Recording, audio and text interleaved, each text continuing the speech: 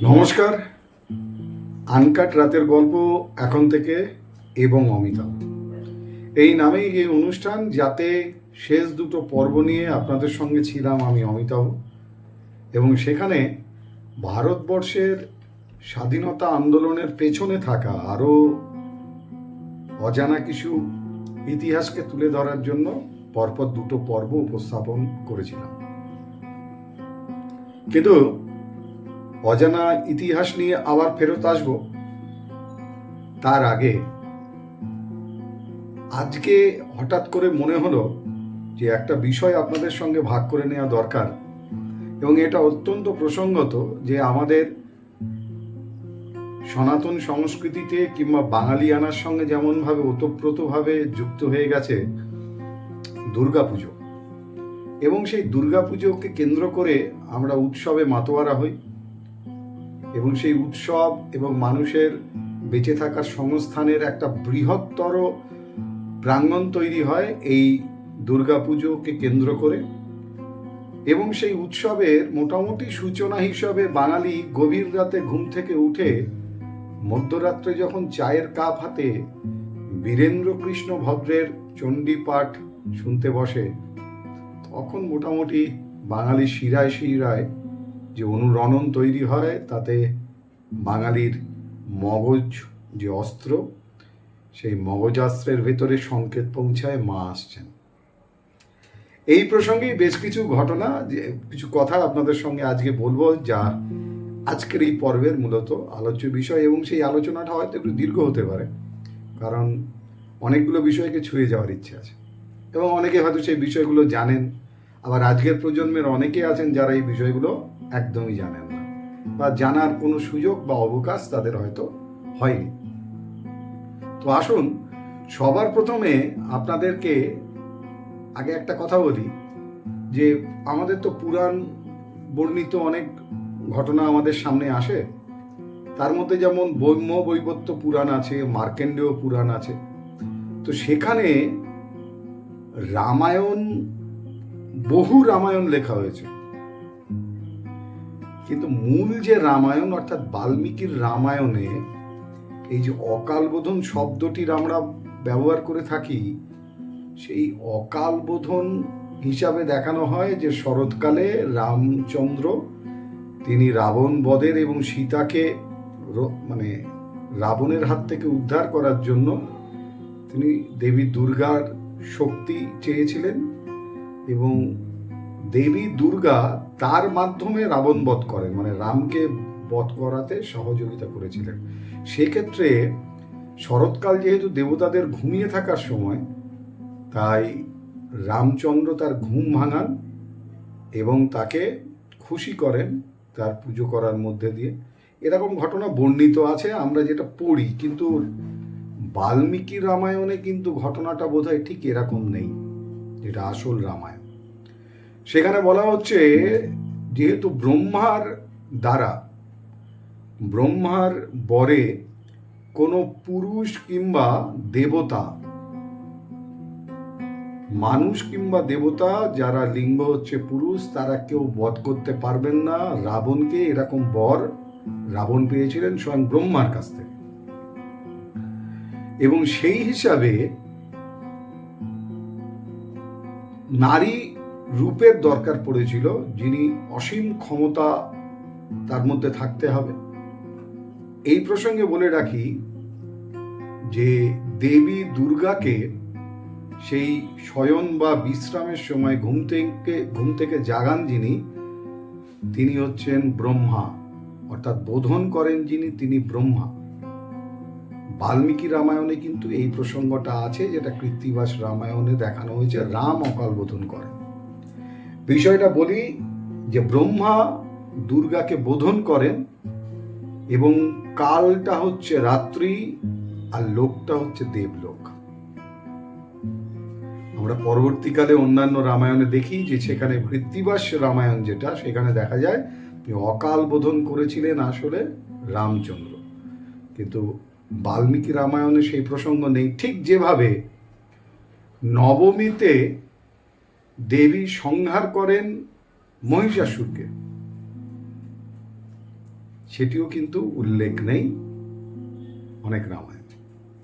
তো এই নিয়ে অনেক বিতর্ক, অভিমত, মত থাকতেই পারে, কিন্তু যেটি রামায়ণ, বাল্মীকির লেখা রামায়ণ, সেখানে কোথাও কিন্তু বোধনের জন্য রামচন্দ্রের নাম নেই, বরং ব্রহ্মার কথাই উল্লেখ করা হয়েছে যে ব্রহ্মা দেবলোকে রাত্রিকালীন দেবীকে শয়ন থেকে জাগান, সেই বোধনের মধ্যে দিয়েই এই রাবণ সংহারের জন্য রামের যে দেবী দুর্গার পুজো তার ব্যবস্থাপনা শুরু হয়। অকাল বোধন বোধহয় এরকম কিছু ঘটনার দ্বারা বেষ্টিত। এবার মহালয়ার সঙ্গে দুর্গাপুজোর সেই অর্থে কোনো যোগ নেই, এটা আজকের দিনে অনেকেই জানে, কিন্তু মহালয়াকে শুভ বলা যায় কিনা এই নিয়েও বিতর্কের শেষ নেই। এই প্রসঙ্গে আপনাদের বলি, আজ থেকে বহুদিন আগে, বছর 2-3 আগেও আমি আমার প্রথম দিকে যখন এই ব্লগ শুরু করেছি তখন বলেছিলাম যে মহালয়াকে শুভ বলা যায় না, এবং অনেকেই মানেন এবং জানেন। কারণ মহালয়া হচ্ছে তর্পণ সম্পর্কিত অনুষ্ঠান, অর্থাৎ তর্পণ শ্রাদ্ধাদি অনুষ্ঠানের অন্যতম অংশ। এই প্রসঙ্গে মহাভারতের একটি বিশেষ ঘটনা রয়েছে যে কর্ণ যখন স্বর্গে যান মৃত্যুর পর এবং অন্যান্যদের সঙ্গে, সেখানে পাণ্ডব কৌরব সবাই ছিলেন, তখন তার খাবারটা একটু আলাদা ধরনের দেওয়া হতো, যেগুলো মণিমাণিক্যের। এবং সেই খাবার কেন দেওয়া হয় জিজ্ঞাসা করলে তখন তাকে জানানো হয় যে তিনি জীবিতকালীন সোনারূপই দান করেছেন, কিন্তু পিতৃপুরুষদের উদ্দেশ্যে কিছু দান করেননি, এবং এই জন্য তার এই অবস্থা। তখন তিনি বলেন, তা আমি আমার পিতৃপুরুষদের সম্পর্কে কুরুক্ষেত্রের যুদ্ধে মাতা কুন্তি জানান, তখন জানতে পারি, তার আগে তো আমি জানতামই না যে আমি কার সন্তান। তো এই প্রসঙ্গে তার সেই অভিশাপ মোচনের জন্য তাকে মর্তরূপে আবার এক পক্ষকাল বা 15 দিন এসে ওই পিতৃপুরুষদের উদ্দেশ্যে প্রায়শ্চিত্ত স্বরূপ তাকে ওই নদীবক্ষে দাঁড়িয়ে খাদ্য সামগ্রী এবং জল উৎসর্গ করতে হয়। সেই পক্ষকালীন এই অবস্থা যেদিন শেষ হয় সেই দিনটাকে মহালয়া হিসাবে চিহ্নিত করা হয়, এবং পিতৃতর্পণের মধ্যে দিয়ে প্রেত লোক, এখানে একটা বিষয় আছে, পিতৃপুরুষ যারা সবাই গত হয়েছেন, অর্থাৎ তারা নারী হতে পারেন, তারা পুরুষ হতে পারেন, সেই পিতৃপুরুষ যারা গত হয়েছেন তাদের উদ্দেশ্যে এই উৎসর্গ করা হয় তর্পণের মধ্যে দিয়ে, যাতে তারা প্রেতলোক থেকে দেবলোকের পথে যেতে পারে। এই প্রেতলোক মানে কিন্তু ভূতের আবাসস্থল বা বাসস্থান নয়। এই প্রেত এসছে ব্যাকরণগত, যার মানে হচ্ছে যে একটি এমন পথ যে পথ দিয়ে গমন করা যায়, ফিরে আসা যায় না, একটি মাত্র গমনের পথ যা মৃত্যুর পথে আমাদেরকে এগিয়ে নিয়ে যায়। মানে খুব সহজ করলে যেটা দাঁড়ায়, প্রহিত সম্ভবত এটাকে যদি ব্যাকরণগতভাবে ভাগ করা হয়, অর্থাৎ সেই প্রকৃষ্ট পথ, যে পথ দিয়ে একবার কেবলমাত্র গমন করা যায়। তো এই প্রেত লোকে তারা অবস্থান করেন, এবং তর্পণের মধ্যে দিয়ে তারা সেই ছাড়পত্র পান ওই লোক থেকে দেবলোকে যাওয়ার। তাই শুভ কখনোই মহালয়া নয়। শ্রাদ্ধ অনুষ্ঠান কখনো শুভ হয়? এই আমার বাবা মারা গেছে, এই শুভ শ্রাদ্ধ অনুষ্ঠানে আপনারা আসবেন, এরকম কেউ আমরা বলি না। আমার ঠাকুরদা মারা গেছেন, আমার দাদু মারা গেছেন, সেখানে একটা বিষাদ থাকে, বিষণ্ণতা থাকে, আমাদের একটা মনের যন্ত্রণা থাকে, প্রিয়জনকে হারানোর ব্যথা বেদনা থাকে। তাই দেবী পক্ষের সূচনা হিসেবে শুভেচ্ছা জানানো যেতে পারে, কিন্তু মহালয়া হিসেবে কখনোই নয়।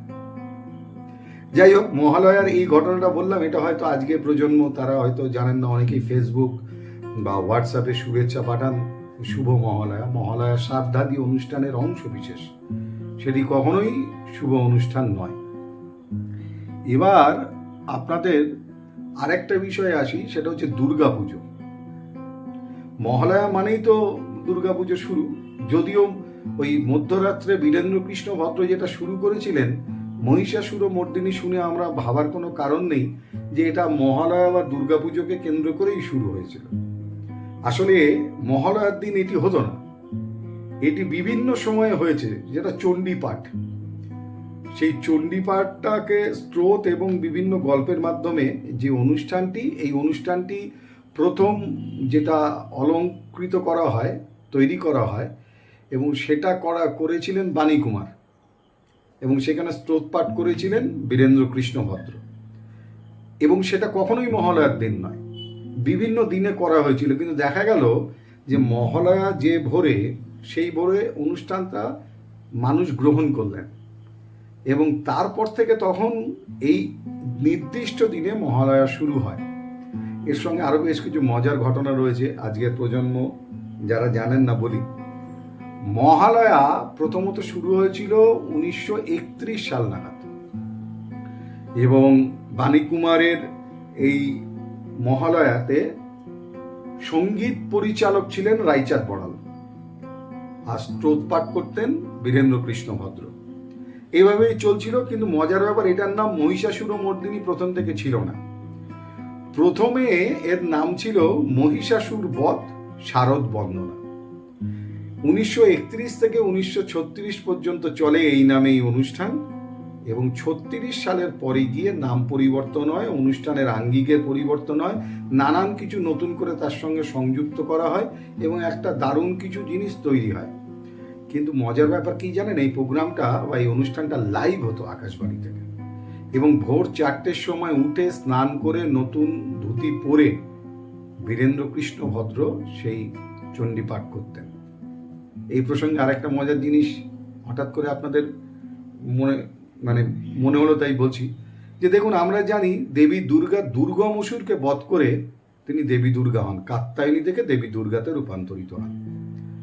কিন্তু আমরা যা পুজো করি বা মহিষাসুরমর্দিনীতে যে স্রোত পাঠ করা হয় সেটা তো চণ্ডীর। দেবী দুর্গার বাহন সিংহ হলেও দুর্গমসুরকে বধ করার জন্য দুর্গাপুজোতে আমরা কোথাও দেখিনি যে অসুর দুর্গমসুর রয়েছে, বরঞ্চ আমরা দেখতে পাই মহিষাসুর রয়েছে। ব্যাপারটা যারা খেয়াল করেছেন তারা নিশ্চয়ই বিষয়টা ভাববেন। দেখুন, ব্রহ্মবৈবর্ত পুরাণ, মার্কেন্ডীয় পুরাণ, অন্যান্য আমাদের ধর্মীয় গ্রন্থ, সেগুলোর মধ্যে অনেক প্রশ্ন এবং অনেক কিছু অজানা উত্তরও আপনি খুঁজে পাবেন। যাই হোক, এইভাবেই মহালয়ার সূত্রপাত হয়। 1936 সালের পর থেকে একেবারে মানুষের কাছে মহালয়ার দিনটা হয়ে ওঠে বীরেন্দ্র কৃষ্ণ ভদ্রের একচ্ছত্র আধিপত্যের দিন। মজার ব্যাপার কি জানেন, এই অনুষ্ঠানটার জনপ্রিয়তা এমন জায়গায় পৌঁছায় যে এটি রীতিমতো 1965-66 সাল পর্যন্ত লাইভ অনুষ্ঠান হিসেবে সম্প্রচারিত হতো। 1976 সালে ঘটে যায় একটি ঘটনা। প্রডিউসার বদল হয় আকাশবাণীতে এই অনুষ্ঠানের এবং সেই নতুন প্রডিউসার আসার পর এই মহিষাসুরমর্দিনীকে একটা নতুন রূপের মোড়কে সবার সামনে হাজির করার কথা ঠিক করেন। তখন ডাক পড়ে বাংলাদেশের সর্ব উৎকৃষ্ট নায়ক, বাংলার একমাত্র মুখ উত্তম কুমারের। 1976 দাঁড়িয়ে উত্তম কুমার করলেন মহালয়া বীরেন্দ্র কৃষ্ণ ভদ্রের বদলে। সঙ্গীত পরিচালক সম্ভবত হেমন্ত মুখোপাধ্যায়। উড়িয়ে আনা হলো তাতে গান করানোর জন্য বম্বে থেকে লতা মঙ্গেশকর, আশা ভোসলেদের। মহালয়া অনুষ্ঠান শেষ হওয়ার পর বাঙালি আকাশবাণী ঘেরাও করেছিল। হ্যাঁ, তারা মেনে নিতে পারেনি উত্তম কুমার একমাত্র বাঙালির কাছে হেরেছিলেন বোধহয় জীবনে একবার, তিনি বীরেন্দ্র কৃষ্ণ ভদ্র। মহালয়া বাঙালি অন্য কারোর কাছে আর নেয়ার মতো কাউকে খুঁজে পায়নি এবং সেই বছর মহালয়া পুনর্বার আরও একবার মহিষাসুরমর্দিনী বীরেন্দ্র কৃষ্ণ ভদ্রকে অনুরোধ করে করানো হয়, যেটি সম্ভবত ষষ্ঠীর দিন অনুষ্ঠিত হয়েছিল। উত্তম কুমার সেই একবার হেরেছিলেন। এই প্রবল জনপ্রিয় ভারতবর্ষের অন্যতম বিখ্যাত অভিনেতা, বাংলার মহানায়ক এক সামান্য বীরেন্দ্র কৃষ্ণ ভদ্রের কাছে হেরেছিলেন এই একবার, যাকে মানুষ প্রত্যাখ্যান করেছিল মহালয়ার জন্য। যাই হোক, এই মহালয়ার ঘটনার পর আপনাদের অনেক প্রশ্ন থাকতে পারে যে পৃথিবীতে প্রথম দুর্গাপুজো কে করলো? দেবতাদের মধ্যে প্রথম দুর্গাপুজো, বিশ্ব ব্রহ্মাণ্ডে প্রথম দুর্গা পুজো করেছিলেন স্বয়ং কৃষ্ণ গোকুলধামে। ছোট্ট করে যাচ্ছি কারণ বিষয়টা নাহলে অনেক বড় হয়ে যাবে। দ্বিতীয় বিশ্ব ব্রহ্মাণ্ডের দুর্গাপুজোটি করেছিলেন স্বয়ং ব্রহ্মা মধু এবং কৈটব নামক অসুরদেরকে পরাস্ত করার জন্য। তৃতীয় দুর্গাপুজোটি করেছিলেন স্বয়ং শিব মহেশ্বর, তিনি ত্রিপুর নামে এক অসুরকে বধ করার জন্য দেবী দুর্গার শরণাপন্ন হন এবং তার পুজো করেন। চতুর্থ দুর্গাপুজো দেবরাজ ইন্দ্র করেছিলেন, কারণ দুর্বাসা মুনির অভিশাপে তার স্ত্রী লক্ষ্মী তাকে ত্যাগ করেন। তো লক্ষ্মী লাভের আশায় দেবী দুর্গার শরণাপন্ন হন স্বয়ং দেবরাজ ইন্দ্র। এ তো গেল ব্রহ্মাণ্ডের মধ্যে দুর্গাপুজো। কিন্তু ভারতবর্ষে, পৃথিবীর মধ্যে প্রথম দুর্গাপুজো কে করেছিলেন? বলা হয় আসলে দুর্গাপুজোটি, যেটি আমাদের প্রচলিত দুর্গাপুজো, সেটি হচ্ছে আসলে শরৎকাল নয়, বসন্তকালে, যার জন্য সেই দুর্গাপুজোটি আসল দুর্গাপুজো, যার নাম বাসন্তী, আর শরৎকালেরটা অকাল বোধন। এই বাসন্তী পুজো আসল দুর্গাপুজো হিসাবে চিহ্নিত হয়ে আছে। পরবর্তীকালে অকাল বোধনে দুর্গাপুজো সামগ্রিকভাবে একটা উৎসব পরিণত হয়, কিন্তু বাসন্তী পুজোতে আপনি বোধন পাবেন না। এবার আসি, এই বাসন্তী পুজো বা আসল দুর্গাপুজো যিনি শুরু করেছিলেন, তিনি আমাদের জানতে পারা যায় যে যবন রাজ্যের পাশে আরেকটি রাজ্য ছিল, যে রাজ্যের রাজা ছিলেন সুরত। সেই সুরত রাজা যবন রাজ্যের আক্রমণে তার সর্বশান্ত হন এবং জঙ্গলে চলে যান। সেখানে গিয়ে তিনি দীক্ষা নেন, এবং যার কাছে দীক্ষা নেন তিনি হচ্ছেন মেধাস ঋষি বা মেধাস মুনি। সেই মেধাস মুনির কাছে এসে আরেকজন মানুষ তিনিও যোগ দেন। গল্পটি অনেক বড়, আমি ছোট করে বলছি। তার নাম হচ্ছে সমাধি। তিনি একজন জাতে বৈশ্য সমাধি। তিনি তার পরিবারের থেকে বিতাড়িত ছিলেন। তো এই দুজন মানুষকে যে দেবী দুর্গার আখ্যান শুনিয়েছিলেন মেধাস মুনি, সেটি চণ্ডী পাঠের মধ্যে সেগুলোই বর্ণনা করা আছে। এবং এই 3 বছর এই দুজন, অর্থাৎ বৈশ্য সমাধি এবং রাজা সুরত, তারা দুজন মিলে এক কঠিন তপস্যা বা ধ্যান করেন। তারপর দেবী নিজে তাদের সামনে উপস্থিত হয়ে তিনি নিজেই আদেশ করেন যে মৃন্ময়ী রূপে, অর্থাৎ মাটির প্রতিমার মাধ্যমে সেই দেবীকে তারা পুজো করতে পারেন। এবং সেইটির উৎকৃষ্ট বা সঠিক সময় ছিল বসন্তকাল। তাই সেই বসন্তকালে দেবী দুর্গার প্রথম পুজো করেন রাজা সুরত। বলা হয় যে পৃথিবীর ইতিহাসে সেই ছিল প্রথম দুর্গাপুজো, যেটি বাসন্তীকালে বাসন্তী পুজো হিসেবে প্রচলিত।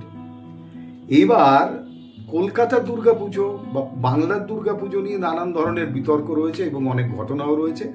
তবে শোনা যায় যে 1500 শতাব্দীর সময়, এইরকম সময় নদিয়াতে ভবানন্দ মজুমদার,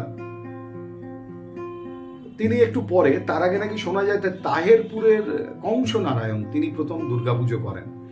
সেটা 1500 শতাব্দীর শেষ দিকে বা মধ্যভাগের পরে হবে। কিন্তু মজার ব্যাপার কি জানেন?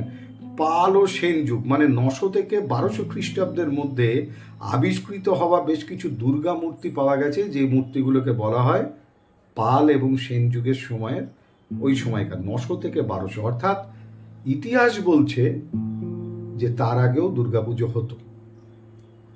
কিন্তু আমরা যেটুকু জানতে পারি সেটা 1500 শতাব্দীর মধ্যভাগের পর তাহেরপুরের রাজা কংসনারায়ণ, না হলে 1610-এ নদিয়ার ভবানন্দ মজুমদার, তাদের মাধ্যমে শুরু হয় দুর্গাপুজো।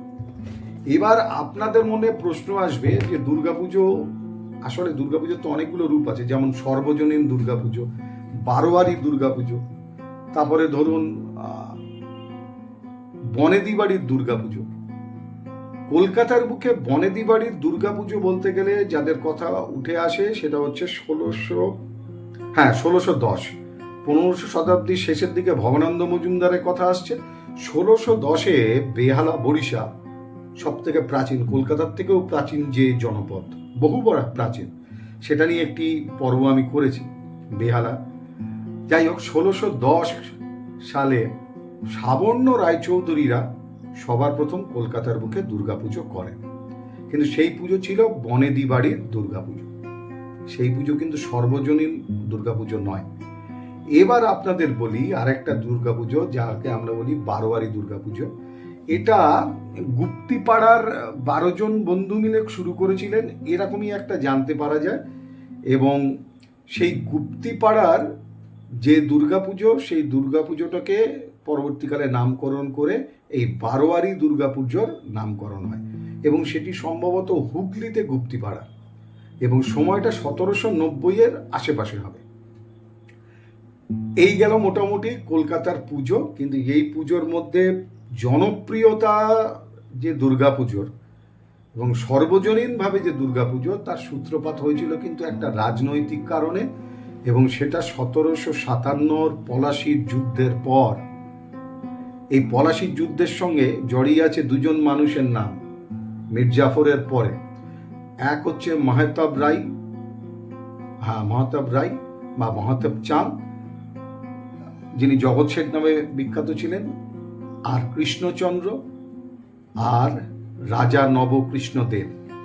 কলকাতার বুকে লর্ড ক্লাইভ, অত্যাচারী শাসক লর্ড ক্লাইভকে খুশি করার জন্য, সম্মান প্রদর্শনের জন্য তৈরি হয়েছিল আমাদের বাগবাজারের দেববাড়িতে দুর্গা দালান, আর ঠিক তার উল্টো দিকে তৈরি হয়েছিল নাচঘর বা নাচমহল। সেই দুর্গা দালানে তৈরি হয়েছিল একচালা প্রতিমা, এবং সেই একচালা প্রতিমা তৈরি করে দুর্গাপুজোটা আসলে ছিল লর্ড ক্লাইভকে সম্মান জানাতে এই উৎসবের আয়োজন। ভাবতে পারেন, একদিকে দুর্গাপুজো চলছে, তার উল্টো দিকে নাচমহলে মুসলিম লখনৌয়ের সমস্ত নর্তকীরা নাচ করছেন, এবং সেখানে ঢালাও চলছে খাওয়া দাওয়া মদ্যপান।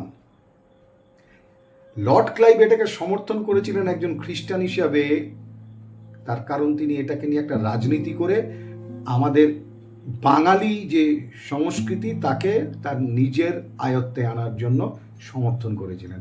এই গল্পটাতে আসব।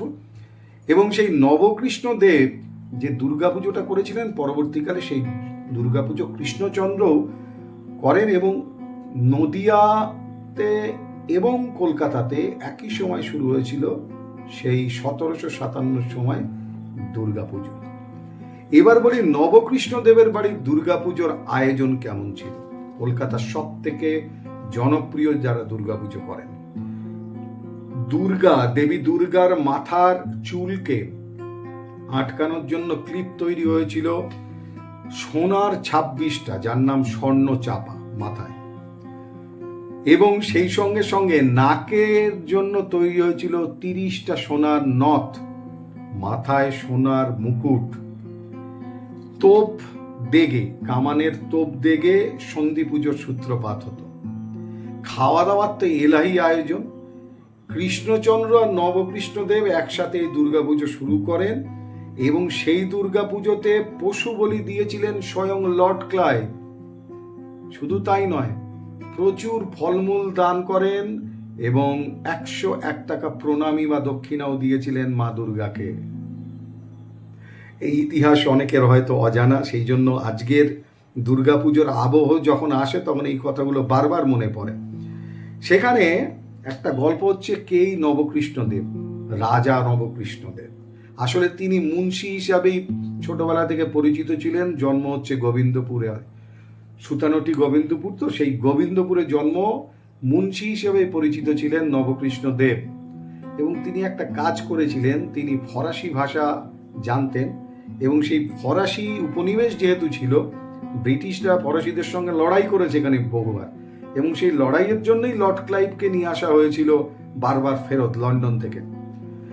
এখানে বলে রাখি, এই মুন্সি নবকৃষ্ণদেব তিনি ফরাসি শেখাতেন ওয়ারেন হেস্টিংসকে, এবং সেখান থেকেই এই ইংরেজদের সঙ্গে সখ্যতা।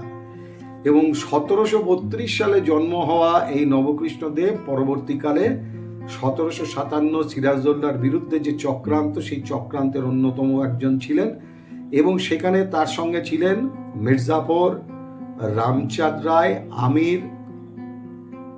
আমির বেগ আর নবকৃষ্ণদেব। এরা সিরাজের খাজানা মানে তার সম্পদ কোষাগার লুট করে, প্রভূত অর্থের মালিক হয়ে যান এরা। অনেক ইতিহাস, এবং সেই কারণে নবকৃষ্ণদেব রবার্ট ক্লাইভকে খুশি করার জন্য এই দুর্গাপুজো শুরু করেন। আর সেই দুর্গাপুজোতে মত দিয়েছিলেন একজন খ্রিস্টান, যিনি পশু হত্যার বিরুদ্ধে এবং পুজোর বিরুদ্ধে ছিলেন লর্ড ক্লাইভ, কিন্তু তিনি সমর্থন করেছিলেন, সেটা ছিল তার বাঙালিদেরকে নিজেদের অধীনস্থ করার একটা রাজনীতি। হ্যাঁ, উইলসন হোটেল থেকে আসতো মদ বা সুরা, আর সেই অঢেল খাদ্য, মদ্যপান, নর্তকীদের নাচ সবই চলতো দুর্গা দালানের উল্টো দিকের নাচমহলে। এই মোটামুটি কলকাতার দুর্গাপুজোর ইতিহাস। আর কলকাতার আজকের জনপ্রিয় দুর্গাপুজো অনেকেই হয়তো জানেন না, আগে একটা শ্লোক রীতিমতোভাবে ঘুরে বেড়াতো। জোড়াসাঁকোর শ্রীকৃষ্ণ দায়ের বাড়িতে মা গয়না পড়েন, মা দুর্গা ভোজন করেন কুমোরটুলির অভয়চরণ মিত্রের বাড়িতে, আর রাত জেগে মা নাচ দেখতেন শোভাবাজার রাজবাড়িতে। আরো অনেক কিছু বলার ছিল আজকের এই দুর্গাপুজো এবং মহালয়া নিয়ে, মহাদেবের সন্তানদের সম্পর্কে।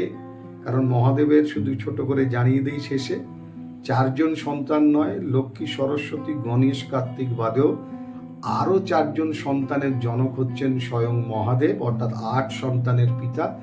বাকি সেই 4 সন্তানের নাম হচ্ছে, প্রথমজন যার নাম করব সবার আগে, তিনি হচ্ছেন আয়প্পা। অয়প্পা হচ্ছেন দক্ষিণ ভারতীয় একজন দেবতা হিসাবে পূজিত হওয়া একজন দেবতা, যিনি মহাদেবের সন্তান, যার রীতিমতো পুজো এবং মন্দির আছে। আর বাকি 3 সন্তান, যাদের কথা এই প্রজন্মের অনেকেই জানেন না, তারা হচ্ছেন অন্ধক, খুজ এবং ভৌম। মহাদেব, দুর্গা, মহালয়া এবং মহালয়ার দুর্গাপুজো নিয়ে আরও অসংখ্য তথ্য রয়েছে, কিন্তু সময়ের অভাবে আজকে এবং অমিতাভর 103তম পর্বে সময়ের কারণে এখানেই আমি থামতে বাধ্য হচ্ছি। পরবর্তী পর্বে আবার ফিরব অজানা অনেক কিছু নিয়ে। তার মাঝে মধ্যে আসতে থাকবে অজানা স্বাধীনতার গল্প আর অজানা অনেক কিছু। সেই যতক্ষণ না ফিরে আসছি ততক্ষণ এটা দেখতে থাকুন। আর যেগুলো জানলেন সেগুলো তর্ক বিতর্ক করে যদি নিষ্পত্তি না ঘটাতে পারেন, তাহলে অন্তত অন্যদের জানাতে পারেন। একটাই আনন্দ, মা আসেন, মা আসছেন, শান্তি রূপেণু সমস্থিতা হয়। সবাই ভালো থাকুন, সুস্থ থাকুন, সচেতন থাকুন, সাবধান থাকুন। আর হ্যাঁ, মায়ের আশীর্বাদে জগতের সকলের বিপদ মুক্ত থাকুন সবাই, এবং শান্তি সমৃদ্ধি সবার কাছে পৌঁছান। সবাই ভালো থাকুন। এবং অমিতাভ আজকের মতো এই পর্যন্তই। ফিরে আসবো আবার একটা নতুন পর্বে, অজানা অনেক কিছু নিয়ে। ইতিহাসকে নতুন করে আপনাদের সামনে হাজির করব আমি, অমিতাভ। ততক্ষণের জন্য বিদায়, শুভরাত্রি।